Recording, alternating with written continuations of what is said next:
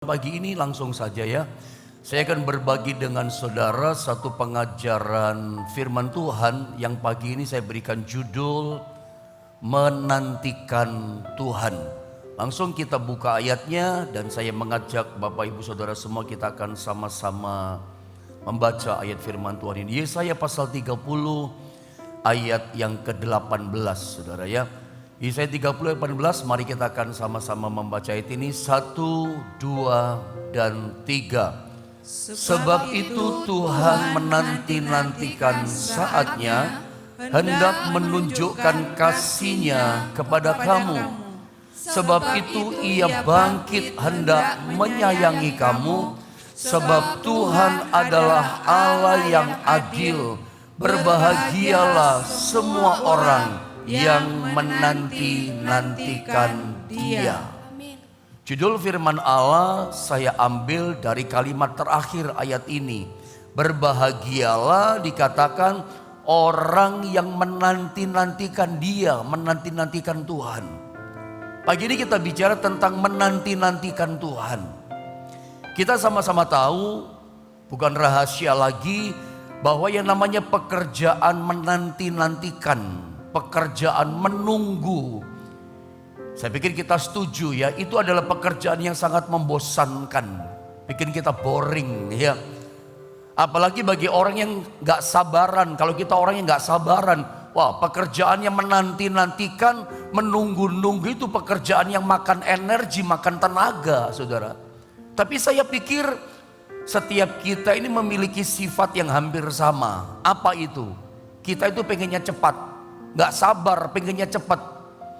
Setiap kita memiliki tabiat sifat yang sama. Pokoknya kalau punya masalah pengen cepat selesai. Kalau Anda pagi ini punya urusan gitu ya, urusan penting apalagi begitu, Anda pasti pengen urusan ini cepat juga tuntas. Kalau Anda punya konflik, Anda punya perselisihan, percekcokan dengan seseorang, ya, nggak sepaham pandangan, terjadi cekcok. Kalau kita sama-sama anak Tuhan, ya, kita sama-sama orang Kristen, apalagi saya yakin kita nggak akan rasanya nggak sejahtera. Kita pengennya cepat-cepat selesaikan konflik kita, karena kita orang Kristen. Apa kata dunia gitu loh? Kita akan sangat malu kalau kita sebagai anak Tuhan berkepanjangan cekcok kita. Kita pasti pengen cepat tuntas dan selesai. Orang bersalin saja, orang mau melahirkan maksud saya, pengennya cepat lahir anaknya. Iya kan? Soal apa lagi saudara ya? Semua urusan, semua masalah, kalau Anda punya problem, Anda punya masalah, saya yakin kita sama. Saya pengen cepat selesai Pak, masalah saya cepat ada jalan keluar, pengen cepat selesai. Orang sakit, kalau Anda sakit pagi ini, pasti kita sama, kita pengen cepat sembuh. Menurut saya cuman satu hal saja yang kita gak pengen cepat. Apa itu? Hidup di dunia ini kita gak pengen cepat. Setuju saudara ya? Kita pengen hidup lebih lama lagi di dunia. Tapi kita kembali kepada fokus tema firman Allah, kita bicara tentang yang namanya menanti-nantikan Tuhan. Alkitab katakan berbahagialah orang yang menanti-nantikan Tuhan. Saya baca ulang sekali lagi ya. Yesaya pasal 30 ayat 18. Sesungguhnya khotbah ini lahir saya bagikan buat saudara. Ini fresh sebetulnya, karena saya dapatkan pewahyuan ini justru ibadah kemarin sore. Saya dengar dari hambanya Pak Edwin Yahya sampaikan ayat ini. Ya, Tuhan beri rema ini kepada saya bagi sama saudara pagi ini. Saudara ya, saya baca ulang sekali lagi ya, perhatikan baik-baik. Sebab itu dikatakan Tuhan menanti-nantikan saatnya. Kita menanti-nantikan Tuhan, berbahagialah orang yang menanti-nantikan Tuhan. Tapi ayat ini menarik loh. Ya, dimulai dibuka dengan kalimat ini. Sebab itu dikatakan Tuhan menanti-nantikan saatnya. Bilang sama-sama saya, saatnya. Tuhan itu bekerja, itu punya agenda. Anda mesti paham. Kalau Anda gak memahami cara kerja Tuhan, Anda akan jadi orang Kristen yang betul-betul frustasi. Anda akan jadi orang Kristen yang rapuh di dalam, lemah, dihantam masalah, langsung putus asa, langsung loyo membeli iman kita. Kenapa? Kedapatan kita nggak ngerti cara kerjanya Tuhan. Tuhan kalau kerja, tolong kita, ulurkan tangannya, bebaskan kita, kasih berkat, kasih mujizat, kasih pertolongan. Tuhan itu memberikan apa saja semuanya kepada kita. Itu berdasarkan saatnya, berdasarkan waktunya. Tuhan punya agenda gitu loh. Tuhan itu punya waktu, Tuhan itu punya saat gitu. Di Alkitab ada banyak ayat. Jadi maksud saya gini, Anda nggak bisa paksa Tuhan untuk tolong saudara menurut waktu saudara. Saya pengennya cepat, Tuhan punya waktu. Tuhan itu nggak pernah terlambat, tapi Dia tahu tepat pada waktunya Dia tolong kita. Jadi Anda jangan coba gini, paksa Tuhan untuk tolong saudara dengan pengen cepat, dengan agenda saudara. Tuhan punya waktu yang tepat. Kapan waktunya sembuhkan kita, kapan waktunya berkati kita, kapan waktunya Tuhan tahu waktu yang tepat memberikan jalan keluar buat kita. Dia punya waktu atas kita. Makanya satu kali ketika Maria dan Marta dalam Yohanes pasal 11 itu saudara ya, itu ketika yang namanya Maria Marta, saudaranya namanya Lazarus itu sakit parah. Belum mati tapi sakit parah. Itu Yesus diberi kabar oleh Maria sama Marta, orang yang kau kasih itu sakit keras. Tapi Yohanes pasal 11 di ayat yang ke-6, Alkitab katakan Yesus sengaja, coba perlihatkan multimedia, Yohanes 11 ayat 6. Perhatikan saya baca ayat ini ya. Atau bolehkah sama-sama kita baca? Supaya Anda dapat sesuatu dihidupkan oleh Roh Kudus. Yohanes 11 ayat yang ke-6 dikatakan apa di sini? 2 dan 3. Baca saudara. Namun setelah didengarnya bahwa Lazarus sakit, ia sengaja tinggal 2 hari lagi di tempat di mana ia berada. Ini menarik loh. Yesus sudah tahu kabarnya keadaan Lazarus yang dikasihnya itu sakit. Sakitnya parah. Tapi ada kalimat yang berkata begini, ia, yaitu Tuhan Yesus, sengaja lah saudara ya, sengaja tinggal 2 hari lagi di tempat di mana dia berada. Sengaja seperti mengulur waktu. Maunya Maria sama Marta kasih kabar kepada Yesus, Yesus cepat datang. Di sini kita belajar, kita nggak bisa paksa agendanya Tuhan. Untuk menolong kita, kita nggak bisa paksa Tuhan dengan apa ya, cepat Tuhan tolong saya. Tuhan punya waktu dan Dia tahu kapan waktu yang tepat Dia datang melawat kita. Dia sengaja loh. Kita menemukan sesuatu ya di sini ya. Kadang-kadang kita merasa, kok tega sih Tuhan, kok gitu sih Tuhan engkau sama saya. Saya udah setia, saya udah taat, saya udah bikin begini, bikin ini untuk Tuhan. Kadang-kadang kita menemukan kata ini dalam kehidupan kita, bahwa Tuhan sengaja seperti menunda. Kadang Tuhan sengaja loh mengizinkan kita mengalami proses kehidupan. Sengaja. Ayat ini yang bilang, bukan saya yang bilang. Justru saya melek juga di sini mata iman saya. Supaya kita jadi kesan yang kuat gitu loh. Jangan kesan yang gampang frustasi. Karena ternyata kadang-kadang Dia sengaja gak langsung tolong kita. Dia sengaja sepertinya membuat kita terjepit seperti Lazarus. Sampai mati nih orang saudara. Kita rasanya udah gak ada harapan gitu. Sengaja gak datang. Ya, di dalam ayat ini saya baca ulang. Namun setelah didengarnya bahwa Lazarus sakit, ia sengaja tinggal 2 hari lagi di tempat di mana dia berada. Nanti dia datang. Itu dia sudah mati karena dia punya waktu begini. Dia bukan menyembuhkan yang sakit, tapi dia mau bangkitkan, hidupkan namanya Lazarus. Dia mau kasih mujizat yang lebih besar. Dia mau kasih yang namanya berkat yang kapasitasnya jauh lebih hebat. Bukan cuman sembuh, tapi bangkit dan hidup gitu. Jadi kalau hari ini Anda berdoa mengalami penundaan, kalau pagi ini Anda mengalami sesuatu yang Anda pikir gini, kok gini ya saya ngalami, Anda gak bisa terima gitu loh. Situasi masalah yang Anda hadapi hari ini, Anda gak bisa ngerti, kok saya ngalami ini gitu. Dalam tanda kutip kadang-kadang Tuhan sengaja bikin kita masuk dalam keadaan seperti itu. Ingat, Tuhan itu memang punya waktu. Ada waktunya, tepat pada waktunya. Tuhan pasti tolong saudara. Dalam seperistiwa yang lain, ketika perkawinan di Kana Galilea kehabisan air anggur, itu dalam Yohanes pasal berapa? Coba saya cek di Alkitab saudara. Yohanes pasal 2. Dalam ayat 3 dan ayat yang keempat, coba kita belajar sedikit bahwa dia punya waktu. Supaya Anda ngerti ya. Ketika mereka kekurangan anggur, perhatikan, Ibu Yesus, Ibu Maria berkata kepadanya, mereka kehabisan anggur. Ayo sama-sama kita baca ayat yang keempat. Apa dikatakan ayat 4? Jawab Yesus apa?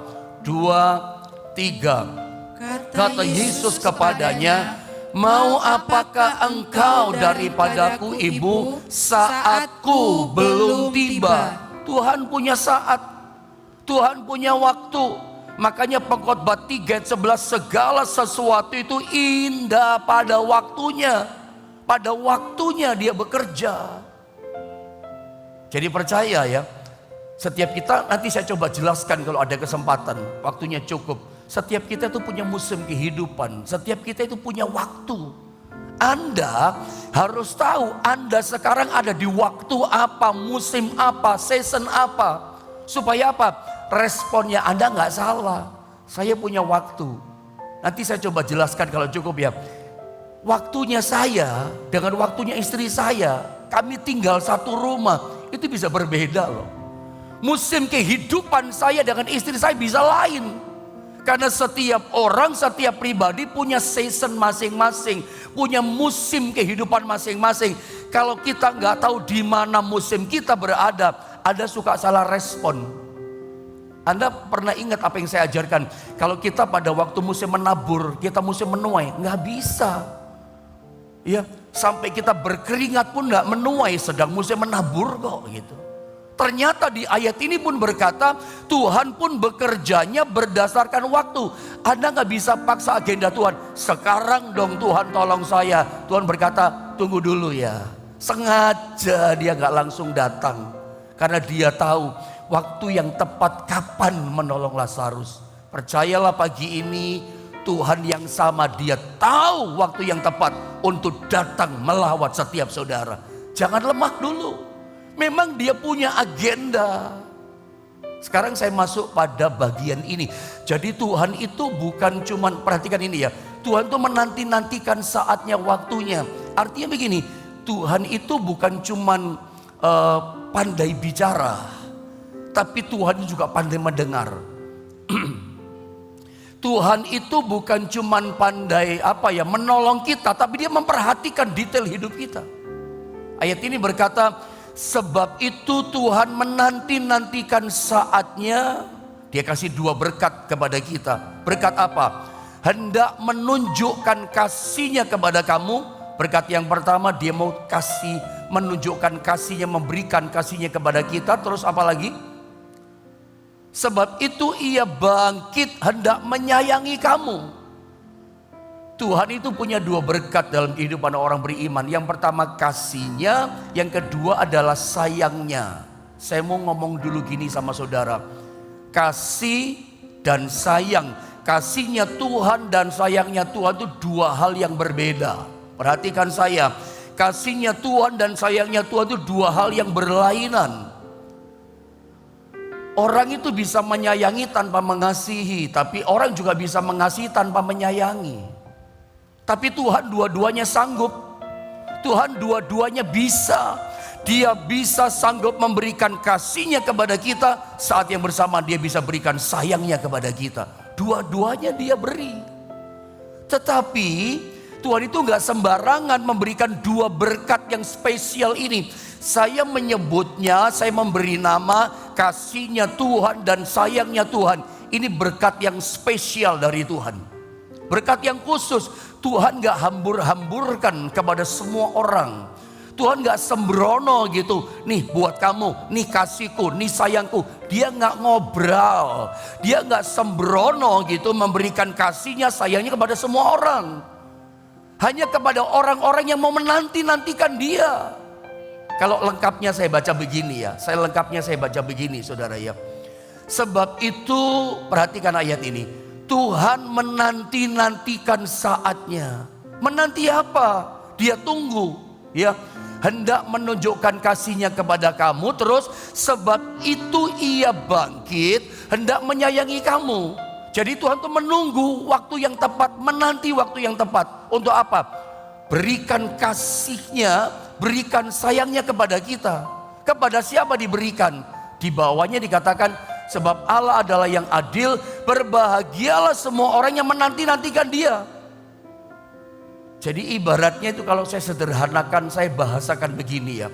Tuhan itu menunggu orang yang mau menunggu dia gitu ya. Tuhan itu menanti orang yang mau menantikan dia. Jadi kasih sama sayangnya Tuhan itu ibaratnya di tangan Tuhan. Dia tidak akan tunjukkan kasihnya, dia tidak akan berikan sayangnya kepada orang yang memang tidak mau menanti-nanti. Makanya saya bahasakan sederhanakan, Tuhan itu mau menanti orang yang mau menanti dia. Dia tunggu gitu loh. Siapa yang mau berikan kasih dan sayangku? Kalau kita jadi orang yang tidak mau menantikan Tuhan, ibaratnya pasif begitu saja. Ya Tuhan diam saja. Kalau ada jadi orang Kristen yang malas menantikan Tuhan, gak mau cari Tuhan, ya Tuhan pasif sama kita. Tuhan diam saja. Ibaratnya kasih sama sayang cuma ditahan di tangan Tuhan. Kasih dan sayang ditahan. Dia gak tunjukkan, dia gak perlihatkan kepada kita. Dia tahan. Karena dia lagi lihat, dia tunggu waktu yang tepat. Dia menanti, kepada siapa aku berikan kasihku, kepada siapa sayangku ku tunjukkan, kuberikan. Dia nanti, dia melihat, dia menunggu. Kepada siapa diberikan? Gak diobral, gak sembrono, nih buat lu, nih enggak, tidak saudara ya. Dia menanti siapa? Dia lihat kepada orang yang mau menanti-nantikan dia. Gak sembarangan. Bagaimana dengan saudara saat ini? Apakah saudara menjadi orang yang mau menanti-nantikan Tuhan?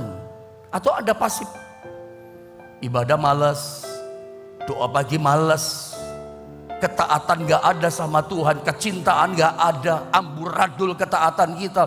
Bagaimana kita berharap mendapatkan yang namanya kasih Tuhan, sayang Tuhan diberikan, diperlihatkan kepada kita? Gak bisa. Sebab Tuhan itu menantikan orang yang menantikan dia. Dia menunggu-nunggu nih. Kasih dan sayangnya di tangannya, dia tunggu. Aduh, kepada siapa aku memberikan kasih sayangku? Kepada siapa saudara? Alkitab katakan, berbahagialah orang yang menanti-nantikan dia. Dia tunggu. Dia pengen lihat siapa orang yang mau menantikan Tuhan. Tuhan menanti sampai kita mau menantikan dia. Anda lihat gambar ini saudara ya. Tuhan itu menanti. Di Alkitab ada banyak ayat kisah begitu ya. Bahwa memang gak sembarangan yang namanya spesial, sesuatu yang khusus, itu hanya diberikan kepada orang yang mau menanti mencari Tuhan. Contoh, Roh Kudus, itu berkat spesial. Diberikan kepada siapa? Orang yang menanti. Mari saya tunjukkan ayatnya. Kisah Rasul pasal 1 di ayat 1 sampai ayat yang kelima. Saya baca saja ya ayat ini ya. Anda perhatikan baik-baik. Kisah 1 ayat 1 sampai dengan ayatnya yang kelima. Hai Theophilus, dalam bukuku yang pertama aku menulis tentang segala sesuatu yang dikerjakan dan diajarkan Yesus. Ayat yang kedua saudara. Sampai pada hari ia terangkat, sebelum itu ia telah memberi perintahnya oleh Roh Kudus kepada rasul-rasul yang dipilihnya. Ayat yang ketiga, kepada mereka ia menunjukkan dirinya setelah penderitaannya selesai, dan dengan banyak tanda ia membuktikan bahwa ia hidup. Sebab selama 40 hari ia berulang-ulang menampakkan diri dan berbicara kepada mereka tentang kerajaan Allah. Lihat ayat yang keempat. Pada suatu hari ketika ia makan bersama-sama dengan mereka, ia melarang mereka meninggalkan Yerusalem. Jangan tinggalkan Yerusalem. Gak usah menginjil dulu, tetap tinggal di Yerusalem. Dan menyuruh mereka tinggal di situ. Untuk apa? menantikan, bilang sama-sama saya menantikan janji Bapa yang demikian katanya telah kamu dengar daripadaku. Lihat ayat yang kelima. Sebab Yohanes membaptis dengan air, tetapi tidak lama lagi kamu akan dibaptis dengan Roh Kudus. Lihat ayat keempat sekali lagi. Ya, ada kalimat ini. Ia melarang mereka meninggalkan Yerusalem dan menyuruh mereka tinggal di situ untuk apa? Menantikan janji Bapa. Itulah Roh Kudus. Roh Kudus diberikan kepada siapa? Pada waktu pertama kali Roh Kudus itu dicurahkan ke muka bumi. Ketika Roh Kudus datang ke muka bumi, ke dalam dunia, pertama dia turun kepada siapa? Kepada orang-orang yang menantikan janji Bapa. Adakah di antara saudara yang pagi ini sedang menantikan janji Bapa? Saya nggak tahu apa yang Anda nantikan. Saya menantikan jalan keluar, Pak Pendeta. Saya sedang menantikan mujizat kesembuhan, Pak Pendeta. Saya sedang menantikan pertolongan Tuhan, dikasih kelegaan, beban saya berat, Pak. Anda menantikan berkat. Anda menantikan sebuah keajaiban yang amazing dari Tuhan.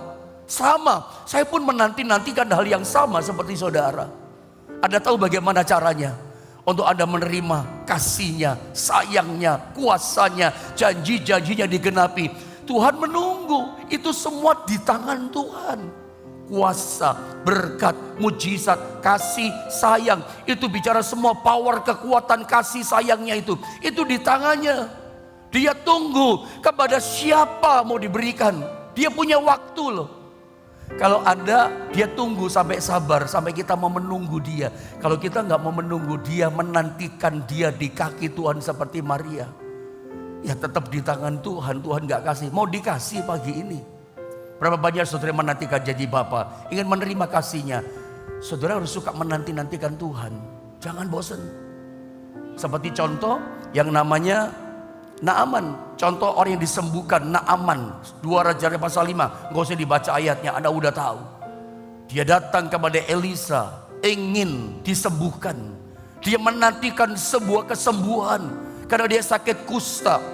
Di zaman itu sakit kusta tak tersembuhkan, gak bisa disembuhkan.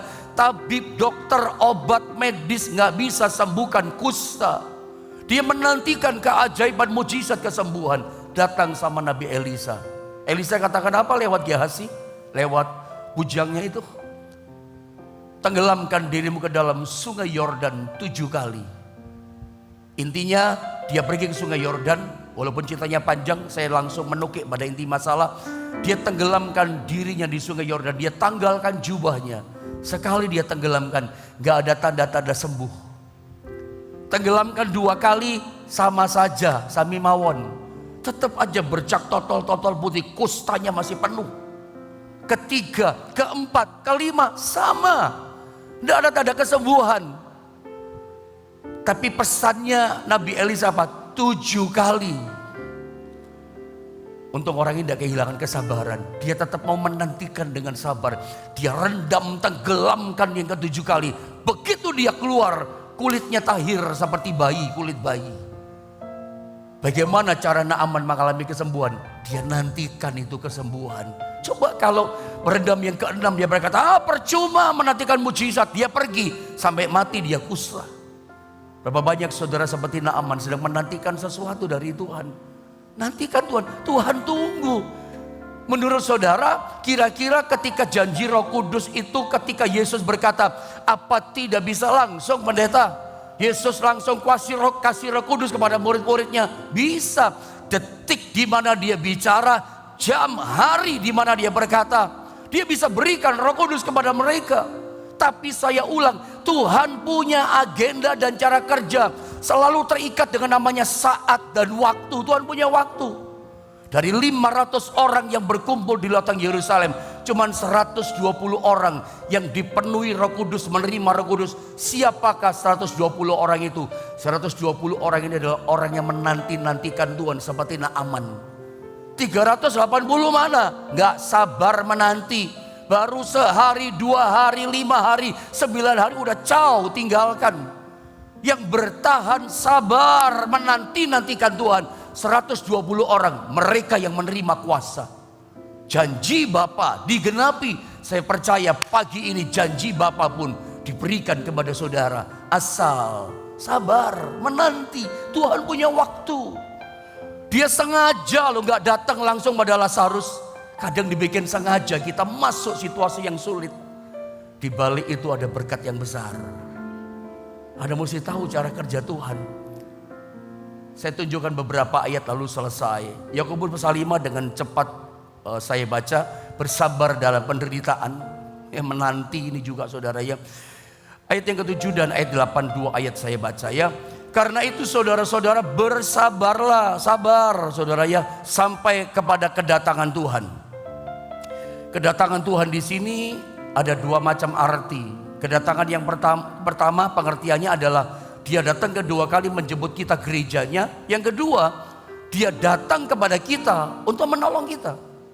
Ya, dia datang untuk melawat kita. Saya baca dulu. Sesungguhnya petani, sabar itu contohnya petani, bukan orang mancing. Orang mancing itu bisa karena stres, karena nganggur. Makanya Alkitab itu tepat. Kesabaran digambarkan seperti petani. Sesungguhnya petani menantikan hasil yang berharga dari tanahnya. Dan ia sabar sampai telah turun hujan musim gugur dan hujan musim semi melewati musim-musim. Karena selalu ada musim. Terus ayat yang ke-8. Kamu juga harus bersabar. Ya kamu juga, kita semua harus sabar. Dan harus meneguhkan hatimu, kuat teguh hatimu. Karena kedatangan Tuhan sudah dekat. Kedatangan yang pertama menjemput gerejanya. Kedatangan kedua arti rohaninya adalah ya sudah dekat, pertolongan Tuhan datang sama kita. Bisa berkata amin saudara. Sudah dekat janjinya Tuhan digenapi sama kita. Sudah dekat tapi butuh proses namanya sabar menantikan. Pasti datang kok waktunya. Tuhan punya waktu. Makanya kalau Anda baca dalam Pengkhotbah pasal 3 ya, ayat 1, 2, 3, 4, 5, 6 terus ke bawah sampai 11. Atau Anda mau contoh, saya bacain sedikit ya. Tolong minta multimedia. Saya kasih contoh, ada musim. Makanya sabar gitu saudara ya. Lihat ya, Anda di musim yang mana di sini? Perhatikan. Untuk segala sesuatu ada masanya. Toh lihat. Untuk apapun di bawah langit di bumi ini ada waktunya. Di bumi ada waktu loh. Termasuk kita tinggal di bumi ada waktu, ada musim. Perhatikan ini. Ada musim menuai, ada musim menabur seterusnya. Tapi kita lihat Alkitab dengan jelas. Ayat yang kedua, ada waktu ya. Semua di muka bumi termasuk hidup kita. Lihat ayat yang kedua, ada waktu untuk lahir. Ada waktu untuk meninggal. Kalau suruh milih, kita gak mau pilih meninggal. Kita pasti pilih lahir. Saya pernah bilang sama saudara, apakah Anda berani berkata, kalau Anda gak mau pilih meninggal, apa Anda berani berkata meninggal itu sesuatu yang buruk, yang jelek? Saya pernah bilang, kalau orang meninggal usianya udah mau 100 tahun, komplikasi organ tubuh udah pada rusak, nggak bisa bergerak tempat tidur, nggak bisa bikin apa-apa, turun dari tempat tidur pun nggak bisa, cuma diam saja, ngomong pun tak terdengar. Kalau dia meninggal, maafkan saya kata-kata saya, apakah itu hal yang buruk, yang jelek? Itu hal yang indah loh buat orang seperti ini. Anda nggak bisa berani berkata, oh meninggal itu hal yang buruk, udah waktunya kok. Lahir kalau pada waktunya indah, mati pun pada waktunya indah loh. Ada waktu untuk menanam, ada waktu untuk mencabut yang ditanam menuai. Jadi orang itu ada musim inilah. Ada musim yang namanya menanam, menabur. Ada waktunya mencabut, itu menuai. Anda di musim yang mana? Ya, mungkin saya baca saja langsung sore karena waktu ya. Lihat ayat yang ketiga saja langsung.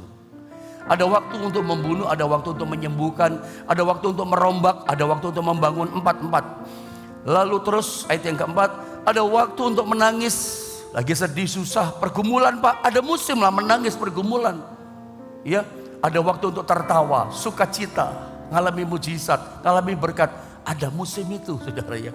Ada waktu untuk meratap, sedih, ada waktu untuk menari, sukacita, hebat berkat Tuhan luar biasa. Apalagi ayat yang kelima, ada waktu untuk membuang batu, ada waktu untuk mengumpulkan. Ayat yang ke-6. Saya lanjutkan dengan cepat, saya loncat. Ayat yang ke-6 tolong. Atau langsung pada ayatnya yang ke-11 saja saudara. Ayat yang ke-11 saja. Ya kelamaan ayat 11. Ia membuat, sama-sama kita baca ayat 11. 2 dan 3. Ia membuat segala sesuatu indah pada waktunya. Bahkan ia memberikan kekekalan dalam hati mereka. Tetapi manusia tidak dapat menyelami pekerjaan yang dilakukan Allah dari awal sampai akhir. Nggak ngerti kita. Kadang dia sengaja gitu loh. Gak bisa menyelami pekerjaan Tuhan. Otak kita terbatas. Cuman segini otak kita segede bacang kepalan tangan. Dia luar biasa. Makanya perhatikan, di muka bumi ada waktu, ada musim. Dan dia membuat segala sesuatu itu indah pada waktunya. Nyanya itu bukan huruf besar ya. Waktunya itu waktunya kita. Semua kita punya waktu gitu loh. Kalau Anda hari ini lagi musimnya menangis pergumulan, bagaimana bisa tertawa coba? Kalau Anda sekarang sedang dalam musim meratap, bagaimana kita bisa menari-nari? Nanti ada waktunya menari. Mungkin sekarang sengaja dibikin meratap dulu sama Tuhan. Ada waktunya. Anda kalau lagi, tadi saya gambarkan ya, lagi musimnya menanam, menabur kayak petani. Lalu harapkan menuai, nggak bisa. Petani ketika menanam, menabur, itu yang dia bawa pulang cuma keringat, capek. Apakah besok dia nggak datang ke sawah? Enggak. Dia besok datang ke ladang, ke sawah lagi, karena dia tahu apa? Ini masih waktunya menanam, masih waktunya merawat. Belum waktunya menuai. Nanti pada waktunya dia nggak bawa cangkul lagi, tapi bawa alat penuai. Karena dia tahu sekarang waktunya menuai, berangkat semangat dia ke sawah. Ada waktu loh. Petani tahu waktunya. Sekarang belum waktunya menuai, dia sabar menanti. Begitu juga dengan Anda dong. Kalau sekarang lagi waktunya menangis, ya nggak bisa kita tertawa. Sabar menanti, nanti pasti tertawa. Nanti pasti menari sukacita. Tapi yang penting begini, Anda harus tahu di mana tempatnya, waktunya saudara. Kalau enggak, cilaka kita. Kalau enggak, habis kita. Seperti gambaran ya, di lampu merah. Waktu di lampu merah, Anda mesti berhenti. Jangan jalan, brak celaka nanti. Kalau Anda tahu lagi waktunya, waktu di lampu hijau, Anda jangan berhenti, jalan. Kalau Anda berhenti, ditabrak juga celaka dari belakang. Harus tahu waktu loh, tahu musim. Kalau Anda nggak tahu musim, nanti Anda akan ngomel. Nanti Anda, kok gini sih Tuhan, gimana sih Tuhan? Saya berharap tidak ada yang frustasi hari ini. Bangkit semangatmu, kalau gitu aku harus menantikan Tuhan. Di tangan Tuhan ada janjinya Bapa. Di tangan Tuhan ada kasihnya. Di tangannya Tuhan ada sayangnya. Ini Tuhan mau kasih kepada siapa? Kepada orang yang mau menantikan dia. Dia mencari orang yang menanti dia. Dia berikan berkat janji Bapa kepada kita. Dengan kita mengerti waktu itu, saya percaya pertolongan Tuhan tepat pada waktunya diberikan pada setiap kita. Mari kita sama-sama berdoa saudara ya.